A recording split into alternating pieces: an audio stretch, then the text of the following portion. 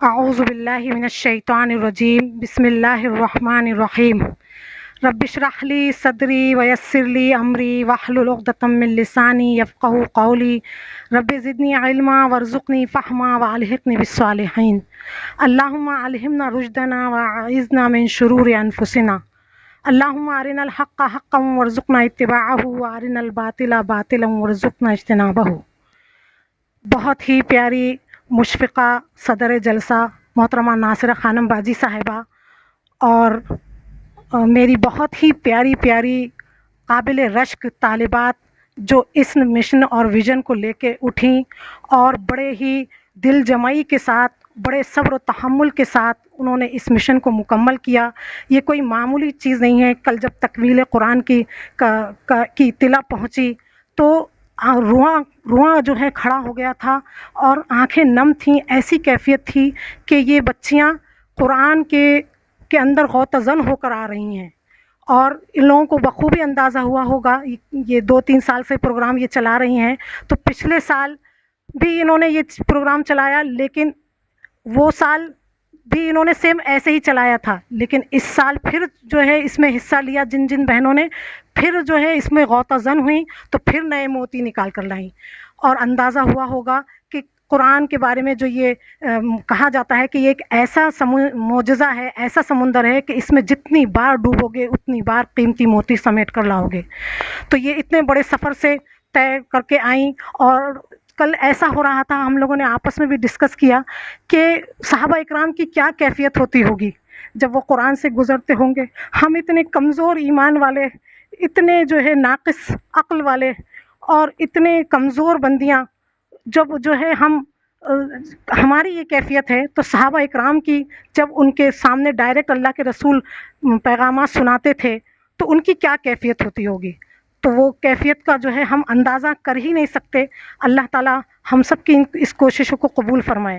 میں اپنی بچیوں کو بہت بہت مبارکباد دیتی ہوں۔ اللہ تعالیٰ ان کو معاشرے میں چمکتے ہوئے ستارے بنا کر چن لے، ان کی نسلوں سے دین کا کام لے لے، ان کے گھروں میں امن و سکون پیدا کر دے۔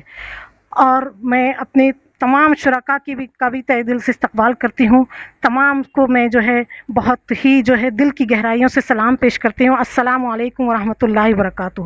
جیسا کہ آپ سب کو معلوم ہے، میرا عنوان ہے لقد انزلنا الیکم کتابا فیہ ذکرکم، پارہ نمبر 17 اور سورہ انبیاء آیت 10۔ یقیناً ہم نے تمہاری طرف ایک ایسی کتاب نازل کی جس میں تمہارا ہی ذکر ہے۔ یہ بہت ہی بڑا اللہ تعالیٰ اس آیت میں ہم کو پیغام دے رہے ہیں۔ اگر ہم گرامیٹیکل طریقے سے دیکھیں تو بہت سارے راز چھپے ہوئے ہیں، وقت کی کمی ہے، اور جو ہے بے انتہا قیمتی موتی جو ہے میں بکھیرنا چاہتی ہوں، لیکن بہت چند ہی بکھیر پاؤں گی وقت کی کمی کی وجہ سے۔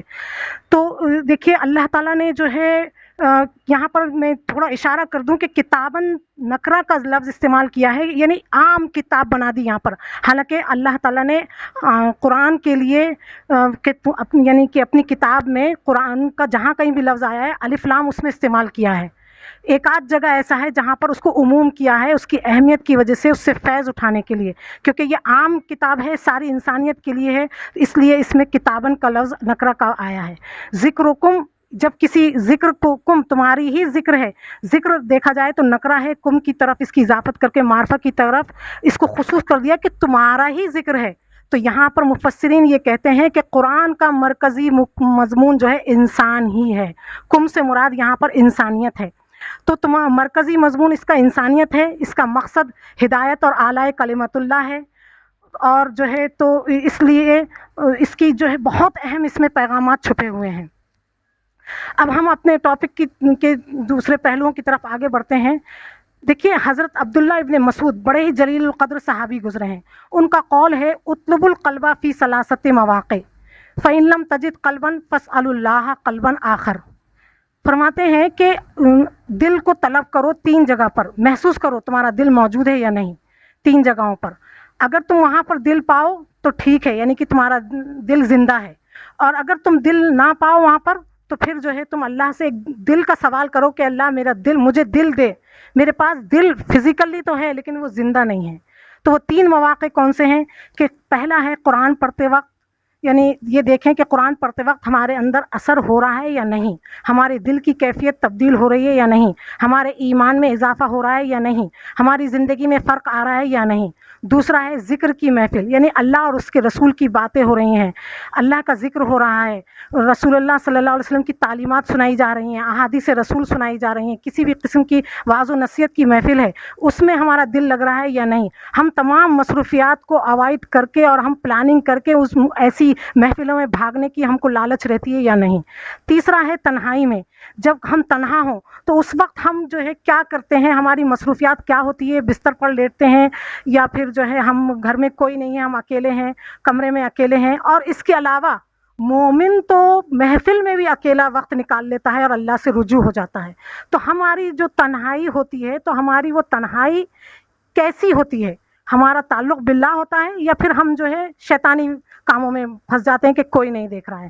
تو ان تین مواقعوں پہ اگر ہمارا یعنی کہ ہماری یہ کیفیت ہے تو اس کا مطلب ہمارے پاس قلب سلیم ہے، ہمارا دل زندہ ہے، ورنہ اللہ سے ہمیں دل کا مطالبہ کرنا ہے، اللہ ہمارے مردہ دلوں کو زندہ کر دے۔ دیکھیے یہ آیت کے بارے میں ایک مشہور ہے کہ احنف ابن قیس رضی اللہ تعالی عنہ قرآن پڑھ رہے تھے، تو قرآن پڑھتے پڑھتے ان کی نگاہ اس آیت پہ سے گزری، لقد انزلنا الیکم کتابا فیہ ذکرکم، کہ ہم نے کتاب نازل کی، اس میں تمہارا ذکر ہے۔ ان کے کھٹک گئے، وہ ایک دم رک گئے، اے اللہ آپ فرما رہے ہیں کہ تمہارا ذکر ہے، تو تمہارا ذکر اس میں بھی شامل ہو گیا، تو میرا ذکر کہاں ہے؟ قرآن میں میرا ذکر کہاں ہے؟ میں تلاش کرتا ہوں، بے تحاشا جو ہے قرآن کو سرچ کرنے لگے، یعنی کہ قرآن کھولا، یعنی کہ ایسا ترتیب سے نہیں، بس قرآن کھولا کہ میرا ذکر کہاں ہے، ایسے پریشان ہو گئے کہ مجھے ذکر مل جائے میرا، اور قرآن کھولتے ہی ان کو سورہ زاریات ملی، تو اس میں سورہ زاریات میں ان کی نگاہ اس آیت پر پڑی، کانوا قلیلا من اللیل ما یہجعون وبالاسحار هم یستغفرون وفی اموالہم حق معلوم للسائل والمحروم، کہ بہت کم وہ لوگ جو ہے سوتے ہیں، رات میں جو ہے اپنی پوری ان کی بیداری رہتی ہے، اور سحر کے وقت جب میٹھی نیندوں کا وقت ہوتا ہے تو وہ استغفار میں مشغول رہتے ہیں، اور ان کے مالوں میں جو ہے کچھ حصہ جو ہے مخصوص ہوتا ہے مانگنے والوں کے لیے اور نہ مانگنے والوں کے لیے، سب کے لیے۔ تو انہوں نے کہا اے اللہ میں اتنے اعلیٰ درجے کا تو نہیں ہوں، میرا تو ذکر نہیں ہے یہ۔ آگے پھر قرآن بن کر کے دوبارہ کھولا تو اس میں جو ہے سورہ آل عمران کھلی، آل عمران میں جو ہے یہ آیت پہ نگاہ پڑی، الذین ينفقون فی السراء والضراء والکاظمین الغیظ والعافین عن الناس، جو یعنی کہ خوشحالی اور بدحالی، تنگ دستی اور فراخی دونوں میں خرچ کرتے ہیں اور غصے کو پی جاتے ہیں اور لوگوں سے درگزر کرتے ہیں۔ تو انہوں نے کہا اے اللہ میری یہ عادت بھی پختہ نہیں ہے، تو میں اس گروپ میں بھی نہیں ہوں، میرا ذکر یہاں بھی نہیں ہے۔ پھر قرآن کو کھولا دوسری جگہ سے تو سورہ شورى کی پہ نگاہ پڑی، سورہ شورى کی اس آیت پر نگاہ پڑی، والذین یجتنبون کبائر الاثم والفواحش واذا ما غضبوا هم یغفرون، کہ جب وہ لوگ یعنی کہ اہل ایمان وہ ہیں جو کبیرہ گناہوں سے بچتے ہیں اور فواحش سے، بے حیائی سے بچتے ہیں، اور جب ان کو غصہ آتا ہے تو وہ جو ہے معاف کر دیتے ہیں۔ تو انہوں نے کہا اے اللہ میں تو اس میں بھی پختہ نہیں ہوں، یہ بھی میرا ذکر نہیں دکھ رہا ہے، اس گروپ میں بھی میں جو ہے شامل نہیں ہوں۔ پھر آگے بڑھے اور بہت پریشان ہوئے، ہاتھ اٹھائے اللہ کی طرف، اے اللہ مجھے میرا ذکر دکھا دے، تو نے کہا تیرا ذکر ہے، تم لوگوں کا ذکر ہے، تو میرا ذکر کہاں ہے؟ مجھے تو مل ہی نہیں رہا ہے، میں قرآن میں کہاں ہوں؟ تو ایسا نہ ہو کہ تیرے کلام میں تو کلام کر رہا ہے ہم سے، تو گفتگو کر رہا ہے اور ہم اس میں موجود ہی نہیں ہیں۔ پھر پریشان ہو گئے، زاروں قطار آنسو جاری ہو گئے، اور پھر جو ہے کھولی تو ایک سورہ یاد رہی مجھے کون سی ہے، بہرحال اذا قیل لهم لا الہ الا اللہ یستکبرون، کہ جب ان کے سامنے کہا جاتا ہے کہ اللہ کے سوا کوئی معبود نہیں تو وہ اس سے اعراض کرتے ہیں، تکبر کرتے ہیں۔ تو انہوں نے کہا زاروں قطار رونے لگے، اے اللہ میں اس سے بری ہوں، میں ایسا بھی نہیں ہوں، میں اتنا برا بھی نہیں ہوں، میں اوپر کے ان گروپوں میں شامل نہیں ہوں، میں اتنے اعلی درجے کا نہیں ہوں، مگر میں ایسا بھی نہیں ہوں کہ میں جو ہے لا الہ الا اللہ کا انکار کروں اور تکبر کرنے لگوں۔ اے اللہ مجھے میرا ذکر دکھا دے۔ پھر قرآن کھولا تو جو ہے پارہ 29 کی آیت دکھی، ما سلککم فی سقر قالوا لم نک من المصلین ولم نک نطعم المسکین وکنا نخوض مع الخائضین، کہ جہنمیوں سے پوچھا جائے گا کہ تم کو جہنم میں کون سی چیز لے کے گئی، تو وہ لوگ کہیں گے کہ ہم نماز ادا نہیں کرتے تھے اور نہ ہی ہم مسکینوں کو کھانا کھلاتے تھے، اور ہم جو ہے دین کے ساتھ کھیل کود اور مذاق کرتے تھے۔ تو انہوں نے کہا اے اللہ میں تو اس میں بھی شامل نہیں ہوں۔ پھر میں کہاں ہوں بے ساختہ تڑپنے لگے، اور پھر سے قرآن کھلا اور تلاش کرنے لگے۔ سورہ توبہ کی آیت نمبر 107 پہ نگاہ پڑی، اور وہ آیت ہے وَآخَرُونَ اعْتَرَفُوا بِذُنُوبِهِمْ خَلَطُوا عَمَلًا صَالِحًا وَآخَرَ سَيِّئَةً عَسَى اللَّهُ أَن يَتُوبَ عَلَيْهِمْ۔ اور کچھ لوگ ایسے ہیں جو اپنے گناہوں کا اعتراف کرتے ہیں اور وہ نیکیاں بھی کرتے ہیں، اور ساتھ میں کچھ برائیاں بھی ان سے ہو جاتی ہیں، اور ممکن ہے، یقین ہے کہ اللہ تعالیٰ ان کی توبہ کو، ان کو معاف کر دے گا، ان کی توبہ کو قبول فرمائے گا اگر وہ توبہ کریں گے۔ تو کہا میں نے پا لیا اپنے آپ کو، اے اللہ تیرا شکر۔ شکر سے اب ان کے شکر سے آنسو جاری ہو گئے، اور کہنے لگے اے اللہ تیرا شکر، میں نے اپنے آپ کو پا لیا۔ میں ایسا ہی ہوں، مجھ سے غلطیاں بھی ہو جاتی ہیں، کوتاہیاں بھی ہو جاتی ہیں، کچھ نیک عمل بھی کرتا ہوں، اور تیری رحمت سے امید کرتا ہوں کہ تو معاف بھی کر دے گا۔ اب یہ تو انہوں نے اپنا ذکر پا لیا، اب ہم اپنا ذکر دیکھتے ہیں۔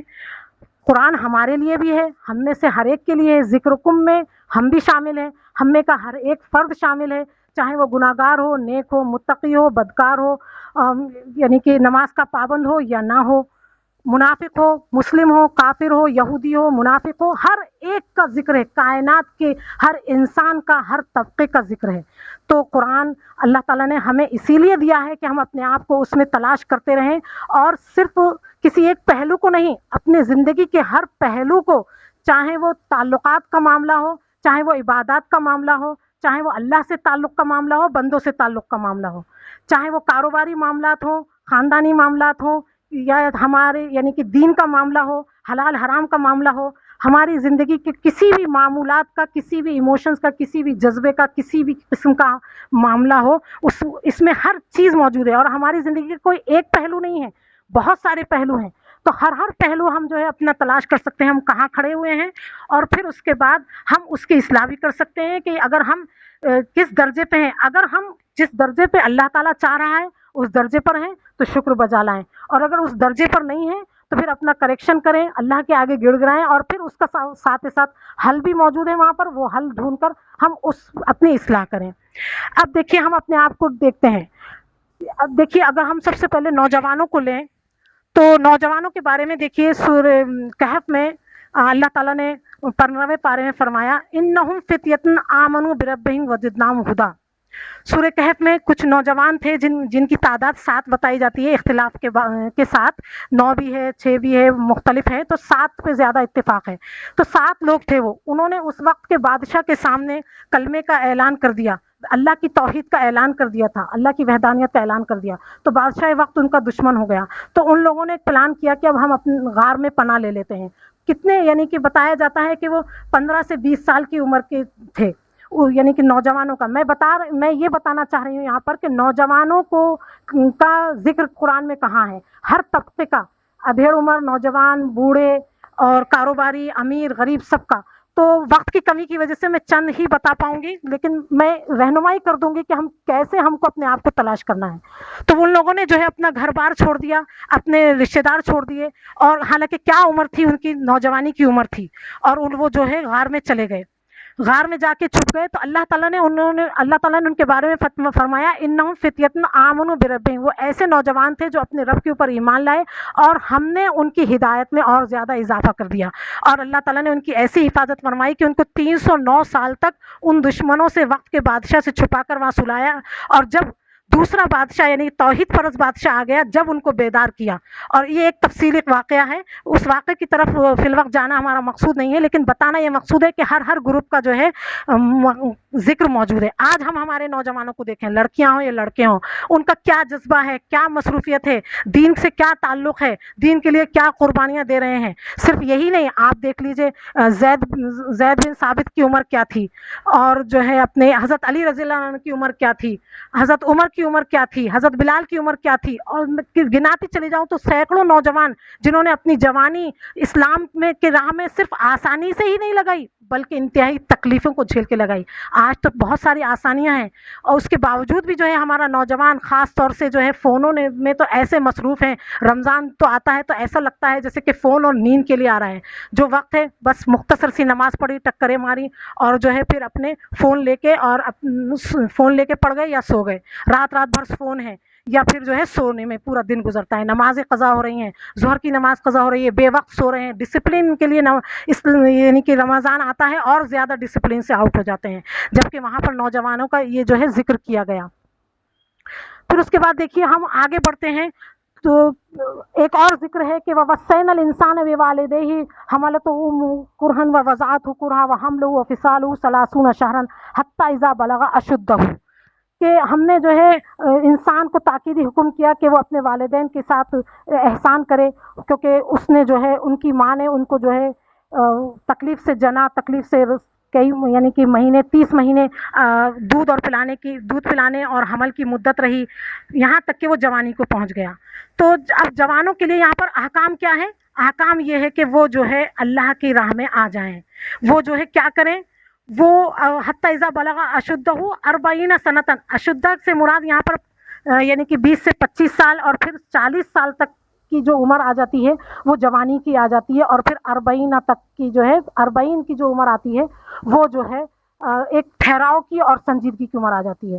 تو یہاں پر بتایا گیا کہ کیا کرنا ہے، اپنے والدین کے احسان کو سمجھنا ہے، اور جو ہے کیا کرنا ہے، اپنے بازو اور اعضا کو والدین کے سامنے جھکا دینا ہے، طاقتور ہونے کے باوجود ماں باپ کے سامنے اپنے آپ کو عاجز اور کمزور رکھنا ہے۔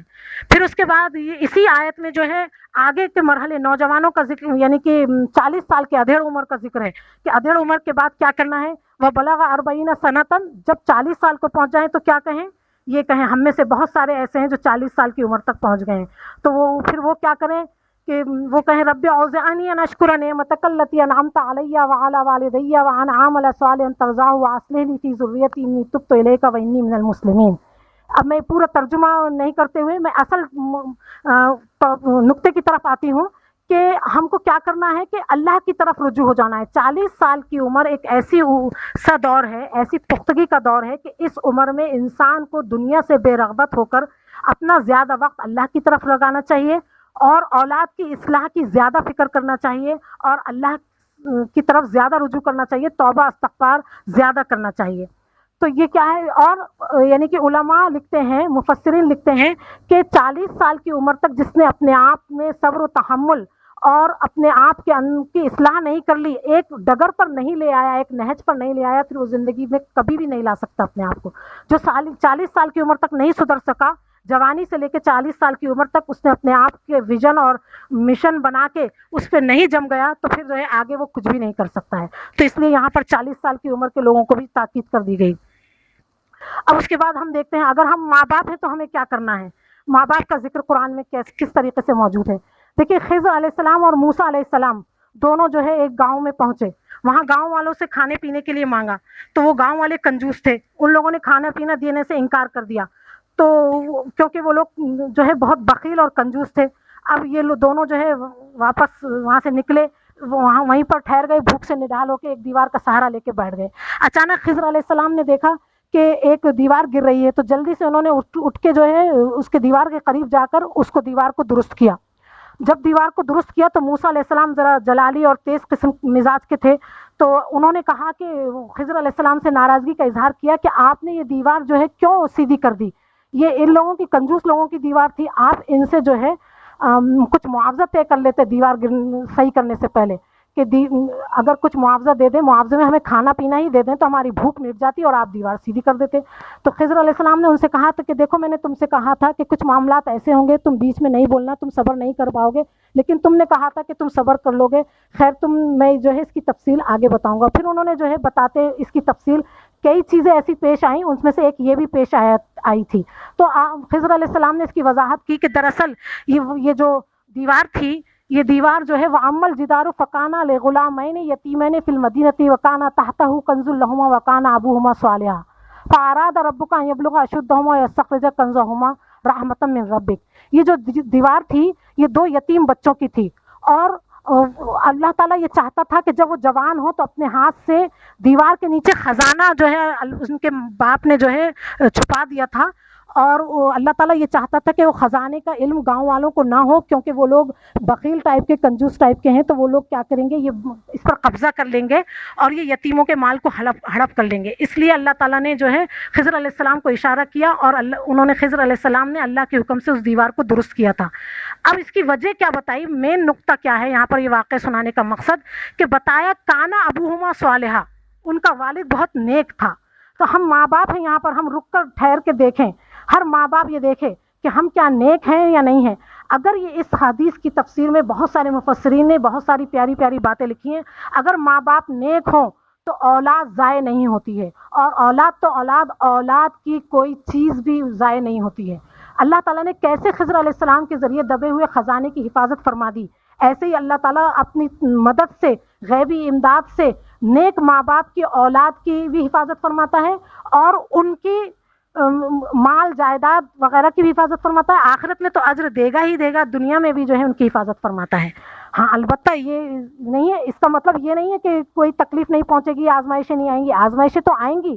آزمائش بھی بعض وقت جو ہے بڑی حکمتیں پوشیدہ ہوتی ہیں اس میں، اللہ تعالیٰ کون سی چیزوں سے حفاظت کر کے کہاں پہنچاتا ہے کس کو، کیا کیا اللہ تعالیٰ کی پلاننگ ہوتی ہے۔ تو جو چیزیں پیش آتی ہیں اس کو ہم یہ نہیں سوچ سکتے کہ اس کا باپ جو ہے نیک نہیں ہے اس لیے ایسا ہو رہا ہے، بلکہ وہ تو آزمائشیں ہیں وقتی، لیکن اگر کسی کا باپ نیک ہے تو وہ جو ہے یقیناً اس کے اولاد کی اور اس کے مال کی اور ورثے کی حفاظت ہوگی۔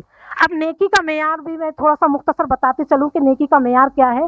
نیکی کا سب سے بڑا معیار ایک آدمی کے لیے یہ ہے کہ وہ حلال روزی کمانے والا ہو، کیونکہ جب تک حلال روزی نہیں ہوگی تو نہ عبادتیں، نہ ریاضتیں، نہ صدقے، نہ خیرات، کوئی کسی قسم کی کوئی نیکی قبولی نہیں ہوگی، اور وہ اولاد کی تربیت بھی نہیں کر پائے گا، اور نہ ہی اولاد نیک ہوگی۔ جب حرام کی غذا جسم میں جائے گی، حرام کا خون ہوگا، تو پھر پاکیزہ سوچ کہاں سے بنے گی۔ لیکن حدیث میں جو ہے اس کا ایک معیار یہ بھی بتا دیا گیا ہے نیک ہونے کا، اگر کسی کو دیکھنا ہے کہ وہ نیک ہے تو اس کو 3 مواقع پہ دیکھو، اس کے ساتھ سفر کر کے دیکھو، کاروبار کر کے دیکھو، اور اس کے پڑوس میں رہ کے دیکھو۔ مختصر سا اشارہ کرتے ہوئے میں اب آگے بڑھتی ہوں۔ اور اسی طریقے سے اللہ تعالیٰ نے جو ہے اور ایک جگہ یہ فرمایا کہ یہ ماں باپ اگر نیک ہوں گے، ہم اپنے آپ کو کریکشن کریں، ہم انتہائی نیک بننے کی کوشش کریں تاکہ ہماری نسلوں کی حفاظت ہو۔ میں یہاں پر بات واضح کرتی چلوں، صرف ہماری اولادوں کی ہی نہیں بلکہ اللہ تعالیٰ نسلوں کی حفاظت فرماتا ہے۔ والذین آمنوا واتبعتهم ذریتهم بایمان الحقنا بہم ذریتهم، سورہ طور میں اللہ تعالیٰ نے فرمایا کہ جو لوگ ایمان لائے اور ان کی اولادوں میں سے ان کی جنہوں نے بھی اتباع کی ایمان لانے میں، تو اللہ تعالیٰ ان کو روز محشر ان کی ذریت سے ملا دے گا۔ یعنی ماں باپ بہت زیادہ نیک ہیں اور اولاد کم نیک ہے اور کم جنت کے کم درجے میں ہے، تو اللہ تعالیٰ اولاد کو اپ گریڈ کر کے جو ہے ان کے درجے بلند کر کے ماں باپ سے ملا دے گا۔ ماں باپ، ظاہر سی بات ہے ماں باپ یہ چاہیں گے کہ ہماری فیملی ایک جگہ ہو، ہمارے بچے ہمیں دکھیں تاکہ ہمیں سچی خوشی ملے، ہماری آنکھیں ٹھنڈی ہوں۔ تو یہ برکتیں جو ہے ماں باپ کے نیک ہونے کی وجہ سے ملیں گی۔ اور ایک ضروری اشارہ کر دوں کہ یہ ماں باپ جو ہوتے ہیں ان کی دعا، ان کی زبان پہ ہمیشہ یہ جاری رہتا ہے، ربنا ہب لنا من ازواجنا وذریاتنا قرۃ اعین واجعلنا للمتقین اماما۔ اے اللہ ہماری اولادوں کو اور ہمارے یعنی کہ شوہر ہے تو بیویوں کو، اور بیویاں ہیں تو شوہروں کو ہماری آنکھوں کی ٹھنڈک بنا دے اور ہمیں متقیوں کا بھی امام بنا دے۔ یعنی ان کی کوشش اور ان کی تقویٰ یہ ہوتی ہے کہ یہ ہماری اولادیں نمازوں کے اولین صف میں کھڑے ہوں، ہمارے اولادیں جہاد میں آگے آگے رہیں۔ یہی جو ہے آنکھوں کی ٹھنڈک ہے۔ آنکھوں کی ٹھنڈک اس میں نہیں ہے کہ ہم اچھے کپڑے پہنا دیں اور جو ہے یعنی کہ خوبصورت بیوی ہو یا پھر جو ہے شوہر ہینڈسم ہو، یہ تو وقتی طور پہ جو ہے ایک سرور ہے، لیکن حقیقی آنکھوں کی ٹھنڈک جو ہے وہ اس میں ہے کہ میاں بیوی بچے سب جو ہے حقیقی دیندار ہوں، اور پھر اس کے بعد ان کی تمنا یہ بھی ہوتی ہے کہ ہماری فیملی للمتقین اماما، ہماری فیملی جو ہے دوسروں کے لیے ایک نمونہ ہو، مثالی فیملی ہمارے لیے ہو۔ اور پھر اب آگے چلتے ہیں، اگر ہم جو ہے اولاد ہیں تو ہمیں اپنا کریکشن کرنا ہے۔ اولاد ہونے کے لیے اللہ تعالیٰ نے کیا کیا، ہمارا ذکر بحیثیت اولاد بھی قرآن میں موجود ہے۔ وَقَضَىٰ رَبُّكَ أَلَّا تَعْبُدُوا إِلَّا إِيَّاهُ وَبِالْوَالِدَيْنِ إِحْسَانًا، والدین کے ساتھ انتہائی نیکی کا معاملہ کرنا ہے۔ وَاخْفِضْ لَهُمَا جَنَاحَ الذُّلِّ، اور ان کے لیے کیا کرنا ہے، اپنے بازوؤں کو سراپا جھکا دینا ہے۔ اولاد جب جوان ہو گئی، ماں باپ بوڑھے اور کمزور ہو گئے، اور باپ جو ہے غریب ہے، باپ اب کمزور ہے، کما نہیں سکتا، اولاد جو ہے بہت بڑی ڈپٹی کمشنر اور جو ہے بہت بڑا بزنس مین اور بہت بڑے پیسے والے بن گئے، اب جو ہے ماں باپ کے سامنے غرا رہے ہیں، تو یہ انتہائی نالائقی کا ثبوت ہے۔ اللہ تعالیٰ نے کہا سراپا رحمت بن جاؤ، اف تک نہ کرو، یعنی کہا گیا اللہ کے رسول صلی اللہ علیہ وسلم میرے ماں باپ بہت چڑچڑے ہیں اور جو ہے بڑھاپے کو پہنچ کر وہ مختلف قسم کی باتیں کرتے ہیں جو مجھ سے برداشت نہیں ہوتی ہیں. تو اللہ کے رسول صلی اللہ علیہ وسلم نے فرمایا یہ اللہ تعالیٰ نے فرمایا، اور پھر اللہ کے رسول صلی اللہ علیہ وسلم کے بھی الفاظ ہیں، اف تک نہ کہو ان کو، یعنی کہ برداشت کرو. ہماری کیا کیا کمزوریاں، کیا کیا بدتمیزیاں، کیا کیا نقصانات انہوں نے ہماری طرف سے برداشت نہیں کیے ہیں، ہماری کیا کیا گندگیاں انہوں نے نہیں سمیٹی ہیں. اور پھر جوان ہونے کے بعد بھی اور ہاں، اور پھر جو ہے جوان ہونے کے بعد بھی جو ہے ہماری ابھی بھی شادی بیاہ ہو جائیں تو بھی ماں باپ جو ہے کس کس طریقے سے ہمارے لیے سراپر رحمت بنے کر رہتے ہیں اور کس طریقے سے ہمارے لیے معاون بنے رہتے ہیں. پھر جو ہے اب ہم دیکھتے ہیں،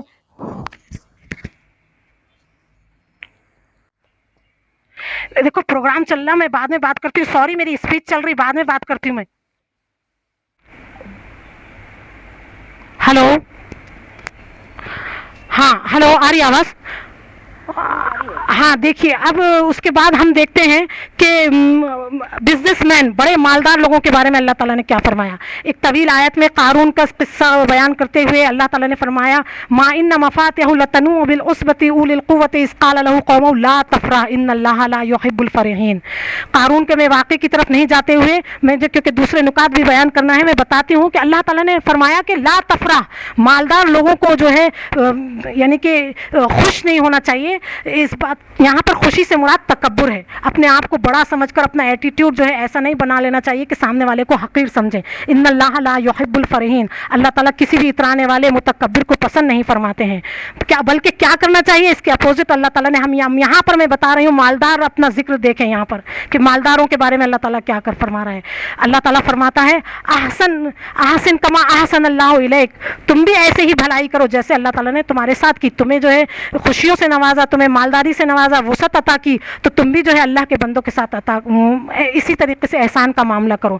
قرآن میں کہیں بھی اللہ تعالیٰ نے یہ نہیں کہا کہ مال جو تمہارا اپنا حاصل کیا ہوا ہے یا تمہارا ہے یا تم نے پا لیا، بلکہ اللہ تعالیٰ نے یہ کہا یعنی کہ جو ہم نے دیا ہے یہ اللہ کے فضل سے. یہ بات یاد رکھ لینی چاہیے کہ کوئی جو ہے کوئی بڑے سے بڑا پڑھا لکھا، طاقتور، ذہین یا جو ہے بہت جو ہے چالاک یا مکار، اچھے پہلو سے دیکھو یا برے پہلو سے، کوئی مالدار نہیں ہو سکتا. روزی، رزق، پیسہ، وسعت، فضل جو ہے یہ اللہ کے ہاتھ میں ہے. بڑے بڑے بیوقوف بڑے مالدار ہوتے ہیں، ان پڑھ مالدار ہوتے ہیں، اور بڑے بڑے ڈگریاں ہولڈر جو ہے غریبی کی زندگی گزار رہے ہوتے ہیں. تو غریبی کا تعلق، پیسے کا تعلق انسان کی کوشش، کاوش، صرف کوشش اور کاوش سے نہیں ہے. کوشش اور کاوش کرنا ہے، اس کا مطلب یہ نہیں ہے کہ ہاتھ پہ ہاتھ دھر کے ہم بیٹھ جائیں. کوشش کاوش کرنا ہے، لیکن اس میں جب تک اللہ کی مدد شامل نہیں ہوگی، اللہ کا اذن نہیں ہوگا، کوئی انسان جو ہے مالی وسعت حاصل نہیں کر سکتا. تو لہٰذا یہ اللہ کی دین ہے. تو جب اللہ کی دین ہے تو ہمیں اس کے اللہ نے کیوں دیا ہے آگے یہ بھی بتا دیا، وابتغ فیما آتاک اللہ والدار الآخرۃ، اللہ کی خوشنودی حاصل کرو اس کے ذریعے جو اللہ نے تمہیں دیا ہے، اور آخرت کا گھر تلاش کرو، آخرت کا گھر جو ہے بنانے کی کوشش کرو. تو جتنا یہ یاد رکھیے، جتنا امیر انسان جو ہے دین کا کام کر سکتا، غریب نہیں کر سکتا ہے. کیونکہ غریب آدمی بیچارہ اپنے بیوی بچوں کا، اپنے خاندان کا پیٹ پالنے میں مصروف رہتا ہے، اس کو جو ہے اتنی فرصت ہی نہیں ملتی ہے کہ وہ جو ہے دین کے لیے اپنے آپ کو زیادہ ٹائم نکال سکے. لیکن جس کے کاروبار وسیع ہیں، جس کے نوکر چاکر ہیں، معاملات دیکھ سکتے ہیں، اور وہ انسان جو ہے اپنے آپ کو دین سیکھنے سکھانے کے لیے وقف کر دے تو اس کے لیے بہت آسان ہے. اور اس سے یہ بات بھی معلوم ہوئی کہ مالدار ہونا اسلام میں کوئی عیب کی بات نہیں ہے، بلکہ مالدار ہونا ضروری ہے. بلکہ یہ بھی کہا جاتا ہے کہ جیسے کہ اسلام کے 5 رکن ہیں، تو چھٹا رکن جو ہے وسعت ہے. کوشش کر کے اپنے آپ کو، اللہ کے رسول صلی اللہ علیہ وسلم نے یہ بھی فرمایا کہ مالدار یعنی کہ طاقتور مومن جو کہا ہے، طاقتور مومن میں مالی حیثیت سے مضبوط ہونا بھی شامل ہے. اور یہ جو ہے ریڑھ کی ہڈی ہے. انسان جو ہے معاشرے میں اسی وقت مضبوط ہو سکتا ہے جب وہ مالی اعتبار سے بھی مضبوط ہو. یقیناً اخلاقی اعتبار سے جو ہے مضبوط ہونے والا بہت کچھ کر سکتا ہے، لیکن ساتھ میں مالی اعتبار سے مضبوط ہونا اپنے آپ کو بہت کچھ جو ہے پیش کر سکتا ہے، منوا سکتا ہے. آپ دیکھیے اس کی ثبوت عثمان غنی ہیں، عبد الرحمن بن عوف ہیں، ابو طلحہ انصاری ہیں. اور اللہ تعالیٰ نے یہ بھی فرما دیا وَلَا تَنْسَ نَصِيبَكَ مِنَ الدُّنْيَا، دنیا کا اپنا جو ہے تمہیں اللہ تعالیٰ نے رکھا ہے حصہ، اس کو مت بھولو، وہ بھی تلاش کرو. اور صرف مردوں ہی میں نہیں، عورتوں میں بھی. عبداللہ ابن مسعود رضی اللہ تعالیٰ عنہ کی بیوی زینب رضی اللہ تعالیٰ عنہا بھی جو ہے بہت بڑی مالدار تھیں، اور بہت بڑا بزنس تھا. حتیٰ کہ وہ اپنے شوہر کو زکوٰۃ دیتی تھیں. ان کے شوہر بہت غریب تھے اور وہ مالدار تھیں, اور یہ مسئلہ نکلا ہی یہاں سے ہے کہ بیوی جو ہے شوہر کو زکوٰۃ دے سکتی ہے. یہ مسئلہ نکلا ہی وہاں سے ہے. زینب رضی اللہ تعالیٰ عنہا نے جا کے اللہ کے رسول سے کہا, اللہ کے رسول صلی اللہ علیہ وسلم, عبداللہ ابن مسعود تعلیم و تعلم میں اتنے مصروف رہتے ہیں, وہ کچھ کر ہی نہیں پاتے ہیں, معاشی مصروفیات نہیں زیادہ نکال پاتے ہیں, تو میں ان کے بچوں کو بھی میں پالتی ہوں, تو میں کیا کروں؟ تو اللہ کے رسول نے زکوٰۃ کے سلسلے میں پوچھا انہوں نے, کیا میں عبداللہ ابن مسعود کو دے سکتی ہوں؟ تو اللہ کے رسول نے کہا ہاں, تم ان کو زکوٰۃ دو اور وہ جو ہے اپنے بچوں پہ خرچ کریں. تو جو ہے یہ مسئلہ وہیں سے نکلا ہے. دیکھیے یہاں پر ہمارا مقام بھی معلوم ہوا کہ ایک عورت کی وجہ سے جو ہے یہ مسئلہ بھی نکل کے آیا. اور پھر یہی نہیں, اور بھی بہت سارے, حضرت خدیجہ کی مثال لے لیجیے, اور یہ تفسیر میں اور جو ہے سیرت کی کتابوں میں لکھا ہوا ہے, اللہ کے رسول صلی اللہ علیہ وسلم نے نبی بننے کے بعد کاروباری ذمہ داریاں مکمل طور پہ چھوڑ دی تھیں. حضرت خدیجہ ہی کاروبار کرتی تھیں اور پوری جو ہے ذمہ داری اخراجات کی اٹھاتی تھی, اور اللہ کے رسول صلی اللہ علیہ وسلم نے پورے, کیونکہ نبی بن گئے تھے اور مکمل طور پہ اللہ کے رسول صلی اللہ علیہ وسلم دن رات اپنی فرائض میں مشغول رہتے تھے. تو یہ جو ہے یہ بھی معلوم ہوا اس سے. تو ہم اپنے مقام دیکھ سکتے ہیں کہ ہمارا مقام کتنا بلند ہے, چاہے ہم عورت ہوں یا مرد, یا مرد کی حیثیت ہو, اور کاروباری ہوں یا مالدار ہوں یا جو کچھ بھی ہوں. تو بہرحال بہت سارے پوائنٹ ہیں بولنے کے لیے کہ ہر زمرے کے آدمی کو ہم کھڑا کر کے دکھا سکتے ہیں کہ تمہارا مقام قرآن میں یہاں ہے, اور ہم ڈھونڈ سکتے ہیں. تو ہمیں, لیکن یہ ہوگا کب, ہمیں کیسے معلوم ہوگا؟ جب ہم قرآن کھولیں گے جبھی تو معلوم ہوگا, ہم اس کو سمجھ کے پڑھیں گے جبھی تو معلوم ہوگا. ہم جو ہے جب اپنے آپ کو جو ہے اس میں تلاش کرنے کی کوشش کریں گے, اپنی اصلاح چاہیں گے, ہم یہ چاہیں گے کہ میرا رب نے میرا ذکر کہاں کیا ہے. رب جو میرا پالنہار ہے, جو میرا معبود ہے, جو سب کچھ کرتا دھرتا ہے, جو الہ ہے, جو سب کچھ اسی کے ہاتھ میں ہے, تو اس نے میرا نام کہاں پر لیا ہے, میرا ذکر کہاں پر ہے؟ یہاں پر ہے. چاہے کتنا بھی برے سے برا آدمی ہو اس کا بھی ذکر موجود ہے. یعنی کہ آج ہمارے معاشرے میں اگر کوئی گناہ گار ہے اور اگر وہ توبہ کر بھی لے تو بھی ہم جو ہے اس کو اسی نظر سے دیکھتے ہیں, جبکہ اللہ تعالیٰ نے فرمایا یا عبادی الذین اسرفوا علی انفسہم لا تقنطوا من رحمت اللہ ان اللہ یغفر الذنوب جمیعا. اللہ تعالیٰ تمام گناہوں کو بخش دیتا ہے.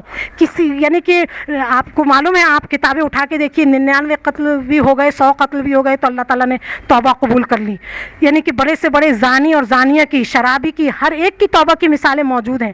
یعنی انسان گناہوں کا پہاڑ جمع کر لے, پوری زندگی اس کے گناہوں میں گزری ہوئی ہے, اور اگر وہ اللہ کی طرف رجوع ہو تو اس کا بھی ذکر موجود ہے. آ جاؤ میرے پاس, میں تمہیں بخش کے اپنے کلیجے سے لگا لوں گا. یا عبادی میں جو یہ لفظ آیا ہے, یا عبادی, یہ انتہائی پیار کا لہجہ ہے. اے گناہ گاروں, اے نادانوں جو مجھ سے دور ہو گئے تھے, آ جاؤ میرے پاس, میرے پاس تمہارے لیے بھی گنجائش موجود ہے. تو اللہ تعالیٰ جو ہے وہ ایسے لوگوں کا بھی ذکر کر رہا ہے. میں یہاں پر واضح کرتی چلوں, حدیث شریف میں آتا ہے کہ اگر کوئی شخص بہت گناہ گار ہے اور وہ, ہم کو نہیں معلوم اس نے توبہ کر لی, اس کا اور اللہ کا کیا معاملہ ہے, ہو سکتا ہے اس نے توبہ کر لی ہو, معافی تلافی کر لی ہو, تو اس کو اس گناہ کے ساتھ پہچان کرانا کسی سے, یہ دیکھو شرابی جا رہا ہے, یہ فلاں جو ہے دقیانوس ہے, اس نے جو ہے سود کا کاروبار کیا ہوا تھا, ہو سکتا ہے اس نے توبہ کر لی ہو, وہ چیز چھوڑ دی ہو, تو اس کا اس طریقے سے پہچان کرانا بھی حدیث شریف میں منع ہے. اللہ کے رسول نے فرمایا اگر کسی نے کسی کے عیب کے ساتھ اس کی پہچان کرائی تو جب تک اللہ تعالیٰ اس کو اس عیب میں مبتلا نہیں کر دے گا, اس کو بخشے گا نہیں, چھوڑے گا نہیں, اس کو موت نہیں آئے گی. تو جو ہے یہ بھی جو ہے اس بات کا بھی جو ہے بہت خیال رکھنا چاہیے.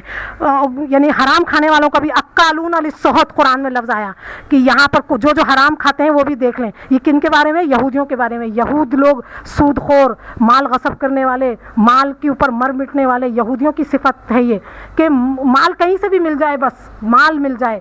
تو جو ہے یہ کس کا ذکر ہے؟ یہودیوں کا. تو اگر کوئی حرام ذرائع سے کما رہا ہے تو وہ سمجھ لے کہ وہ یہودیوں کی فہرست میں ہے. تو اس طریقے سے ہم جو ہے ایک ایک قدم آگے بڑھتے جائیں, اپنی زندگی کا ایک ایک پہلو دیکھتے جائیں اور اپنے آپ کو تلاش کرتے جائیں. اب دیکھیے ایک چیز اور بتا دوں, ہم چاہتے ہیں کہ ہمارا رب ہمارے لیے اپنی رحمت کو وسیع کر دے. ہم, اور رمضان رحمت کا مہینہ ہے, اور جنت میں کوئی اس وقت تک نہیں جائے گا جب تک اللہ کی نگاہ کرم رحم کی نگاہ نہیں ہوگی. خود اللہ کے رسول صلی اللہ علیہ وسلم نے فرمایا کہ میں بھی اللہ کی رحمت کی وجہ سے ہی جاؤں گا جنت میں. تو اب ہم اپنی اللہ کے رحمت کو ہم اپنے لیے واجب کرنا چاہتے ہیں, تو کیسے واجب ہوگی؟ سورہ اعراف میں اللہ تعالیٰ نے آیت نمبر 156 میں فرما دیا وَرَحْمَتِي وَسِعَتْ كُلَّ شَيْءٍ سَأَكْتُبُهَا لِلَّذِينَ يَتَّقُونَ وَيُؤْتُونَ الزَّكَاةَ وَالَّذِينَ هُمْ بِآيَاتِنَا يُؤْمِنُونَ. دیکھیے صفات بتاتی گئیں.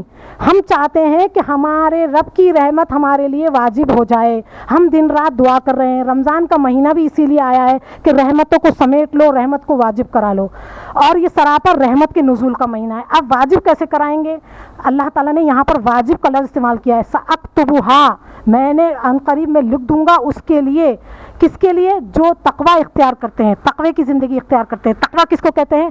ہر وقت, ہر لمحہ, ہر معاملے میں اللہ کی مرضی کو تلاش کرنا, چاہے زندگی کا کوئی بھی معاملہ ہو. اور زکوٰۃ کو ادا کرتے ہیں, یعنی کہ یتقون, یہ اللہ کے حقوق ہیں, یؤتون الزکاۃ بندوں کے حقوق ہیں, والذین هم بآیاتنا یؤمنون, اور ہماری ہر آیت پہ عمل کرتے ہیں.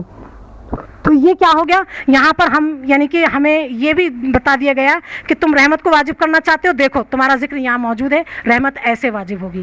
اسی طریقے سے بہت سارے میں نے پوائنٹ جمع کیے تھے, لیکن وقت کی قلت کی وجہ سے میں جو ہے اپنے اب اختتام کی طرف آتی ہوں. کہ دیکھیے رمضان جو ہے رحمت کا مہینہ ہے. شہر رمضان الذی انزل فیہ القرآن, یہ آیت طویل ہے, اور پھر بیچ میں اللہ تعالیٰ نے رمضان کے سلسلے کو روک کر کہا وَإِذَا سَأَلَكَ عِبَادِي أَنِّي فَإِنِّي قَرِيبٌ, یعنی یہاں پر دعا کرنے کی تاکید کی. یہ رمضان کا مہینہ جو ہے دراصل دعا کا مہینہ ہے, اور دعا جو ہے اتنا ضروری ہے دعا کرنا. اللہ تعالیٰ اس بندے سے بیزار ہوتا ہے جو بندہ جو ہے دعا نہیں کرتا ہے. اللہ تعالیٰ کو اس بندے پہ بہت غصہ آتا ہے جو دعا نہیں مانگتا ہے. تو اللہ تعالیٰ نے رمضان کے مسائل اور تفصیل کا ذکر روکتے کے بیچ میں دعا کا ذکر کیا. اس کے بعد پھر آگے احل لکم لیلۃ الصیام, پھر آگے روزے کا ذکر, روزے کے مزید مسائل کا ذکر کیا. تو یہاں پر اس سے معلوم ہوا کہ دعا کرنا کتنا ضروری ہے. یہ میں اس لیے بتانا چاہ رہی ہوں کہ یہ جو ہمیں قرآن میں جو ہمارا ذکر ہے, اور یہ ہمارے دلوں پہ اثر کب ہوگا, ہمیں اپنا ذکر کیسے ملے گا؟ اس وقت ملے گا جب ہم تزکیہ کریں گے. اور تزکیہ کیسے ہوگا؟ جب ہم آپ کے رب کے آگے گڑ گڑائیں گے, دعا کریں گے, اللہ سے مانگیں گے, اے اللہ ہمیں ہمارا مقام قرآن میں کہاں ہے دکھا دے, ہمیں ہماری گناہوں کو معاف فرما دے, ہمارا تزکیہ فرما دے.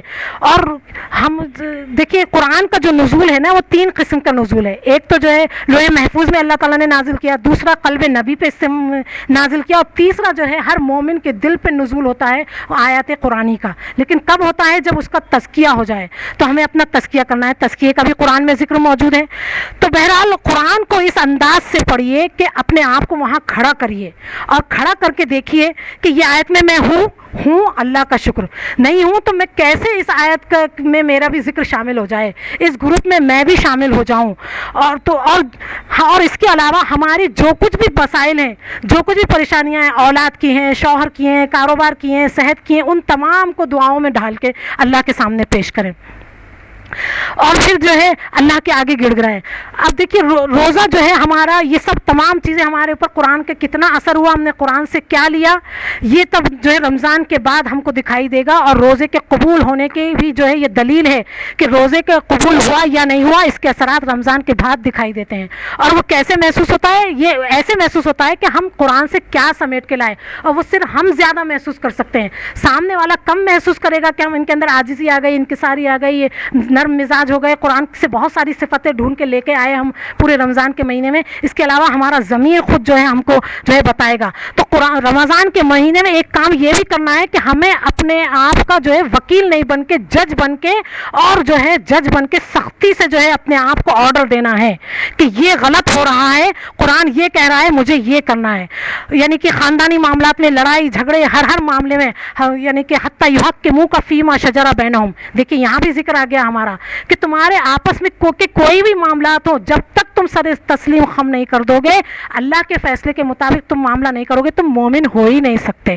تو لہٰذا ہم یہ تمام چیزیں سمیٹ کے لائے نہیں لائے, اور پھر بعد میں ہماری زندگی میں اس کے اثرات دکھ رہے ہیں یا نہیں دکھ رہے ہیں؟ اگر دکھ رہے ہیں, ہم کو خود کو محسوس ہو رہے ہیں, تو اس کا مطلب ہم رمضان, ہمارے روزے قبول ہو گئے, ہم جیت کر آ گئے. اور یہی مقصد جو ہے قرآن کے دور کا تھا. اللہ کے رسول صلی اللہ علیہ وسلم کو جو دور کرائے تھے جبرائیل امین آ کر, اور آپ دونوں یعنی آپ صلی اللہ علیہ وسلم جبرائیل امین مل کر دور کرتے تھے, تو یہ مقصد ہی یہی تھا کہ اللہ کے رسول صلی اللہ علیہ وسلم یعنی کہ دیکھتے تھے کہ یہ میرے احکامات پورے ہو گئے, یہ میں نے فرائض پورے ادا کر دیے. تو ہم کو بھی ایسے ہی رمضان میں جو ہے قرآن کا دور کرتے ہوئے کریکشن کرنا ہے کہ مجھ سے کیا کیا چھوٹ رہا ہے عملی زندگی میں. اب دیکھیے آخر میں اللہ تعالیٰ, بات تو بہت ساری ہے, دل تو نہیں چاہ رہا ہے, جی چاہ رہا ہے بہت سارے, اور جو ہے آپ لوگوں کو دکھاؤں مقامات قرآن میں کہ ہم کہاں کہاں کھڑے ہوئے ہیں.